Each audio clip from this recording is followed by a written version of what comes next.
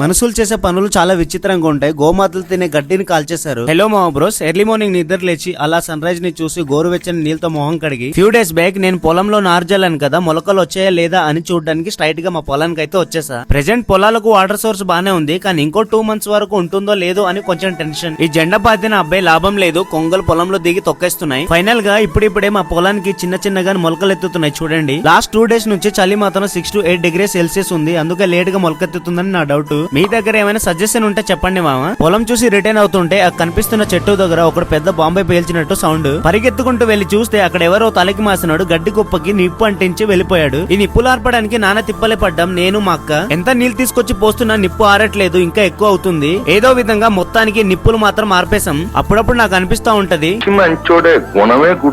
గోమాతలు తినే గడ్డిని ఎవడైనా కాలుస్తాడా చెప్పండి. మనుషులు చేసే పనులు చాలా విచిత్రంగా ఉంటాయి. వీడియో ఇన్ఫర్మేటివ్ అనిపిస్తే ఫాలో కొట్టు మామ. నెక్స్ట్ వ్లాగ్ లో మళ్ళీ కలుద్దాం.